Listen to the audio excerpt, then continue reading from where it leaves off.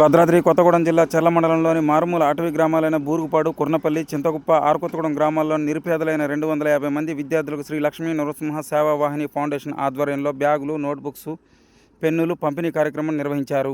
భద్రాచలానికి చెందిన శ్రీమాన్ కృష్ణ చైతన్య చేతుల మీదుగా విద్యార్థులకు నోట్బుక్స్, పెన్నులు, బ్యాగులు అందజేశారు. ఈ సందర్భంగా ఆయన విద్యార్థులకు పలు సూచనలు చేశారు. ఈ కార్యక్రమంలో సర్పంచ్ తుర్రం రవి, కోరపాటి వీర్రాజు, హరికృష్ణ, అశోక్, గ్రామ పెద్దలు తదితరులు పాల్గొన్నారు. శ్రీ లక్ష్మీ నరసింహ పరబ్రహ్మణ్య నమః. హరిజన గిరిజన గ్రామాల్లో అంటే విద్యకు ఎవరైతే ఇబ్బంది పడుతున్నారో వాళ్ళందరికీ కూడా అంటే సాధారణంగా విద్య ఉంటేనే మానవుడి యొక్క జీవితం ఉన్నతం అవుతుంది అని చెప్పి సత్సంకల్పంతో ప్రతి పిల్లాడు కూడా మంచిగా చదువుకోవాలి అంటే స్కూల్కి వెళ్ళాలంటే వాడికి సంబంధించినటువంటి కనీస అవసరాలు ఖచ్చితంగా ఉండాలి.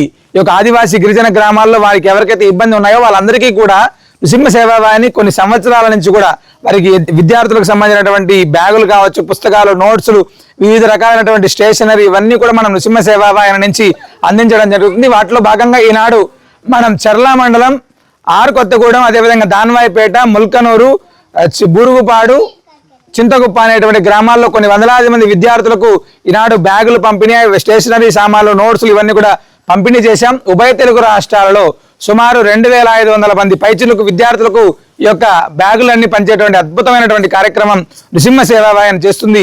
మీ ప్రాంతాల్లో ఎవరైనా కూడా ఇలా ఇబ్బందులు ఉండేటువంటి వారు, ఆ విద్యకు దూరమే ఇబ్బంది ఉండేటువంటి వాళ్ళు తెలియజేస్తే ఆ ప్రాంతాల్లో కూడా పంచేటువంటి ఏర్పాటు మేము తప్పకుండా చేస్తాం. సర్వే జనా సుఖినో భవంతు.